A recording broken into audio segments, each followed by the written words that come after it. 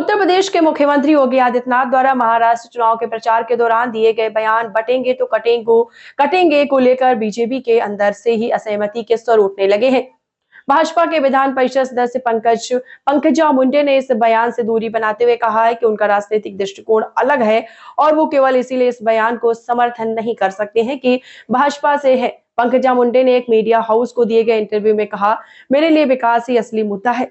एक नेता का काम है इस धरती पर रहने वाले हर व्यक्ति को अपना समझे। हमें महाराष्ट्र में किसी ऐसे मुद्दे को लाने की आवश्यकता नहीं है। हालांकि उन्होंने ये भी कहा है कि योगी आदित्यनाथ ने इसे उत्तर प्रदेश की राजनीतिक स्थिति में एक अलग संदर्भ में कहा था और इसका अर्थ वही नहीं है जो महाराष्ट्र में समझा जा रहा है। उन्होंने ये भी कहा कि प्रधानमंत्री नरेंद्र मोदी ने बिना जाति या धर्म देखे सबको समान रूप से राशन, आवास और सिलेंडर दिए हैं। योगी आदित्यनाथ के इस बयान के खिलाफ एनसीपी नेता अजित पवार भी खुलकर सामने आए हैं। हाल ही में उन्होंने कहा था कि मैंने पहले भी कई बार कहा है कि इस तरीके की राजनीति महाराष्ट्र में काम नहीं करेगी।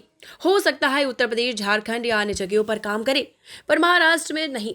महाराष्ट्र की 288 विधानसभा सीटों पर चुनाव के लिए 20 नवंबर को मतदान होगा, जबकि वोटों की गिनती 23 नवंबर को की जाएगी। एनसीपी के उम्मीदवार नवाब मलिक ने कहा था कि भाजपा द्वारा चुनावी घोषणा पत्र में धर्म परिवर्तन विरोधी कानून के वादे को महायुति के एजेंडे में शामिल नहीं किया गया है। एनसीपी के उम्मीदवार नवाब मलिक ने भी कहा था कि भाजपा द्वारा चुनावी घोषणा पत्र में धर्म परिवर्तन विरोधी कानून के वादे को महायुति के एजेंडे में शामिल नहीं किया गया है। गौरतलब है कि वरिष्ठ नेता गोपीनाथ मुंडे की बेटी पंकजा मुंडे को उनके समर्थक मानते हैं कि मोदी शाह के उदय के बाद से उन्हें पार्टी में हाशिए पर रखा गया है। हालांकि ओबीसी, आपको बता दें, ओबी समुदाय के लिए पंकजा मुंडे एक मजबूत चेहरा बनी हुई है, जिससे भाजपा नजरअंदाज नहीं कर सकती है। पंकजा 2024 के लोकसभा चुनाव में बीड में कांग्रेस उम्मीदवार बजरंग सोनावड़े के करीब 6500 वोटों के अंतर से हार गई थी। बता दें कि कटेंगे बटेंगे वाले नारे से महाराष्ट्र की राजनीति में बवाल मचा हुआ है। विपक्ष भी इस पर निशाना साध रहा है।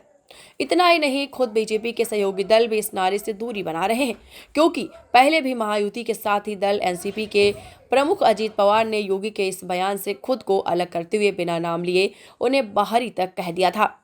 अजित पवार ने बिना सीएम योगी का नाम लिए कहा था कि किसी को हमारे प्रदेश की तुलना अन्य प्रदेश से नहीं करनी चाहिए।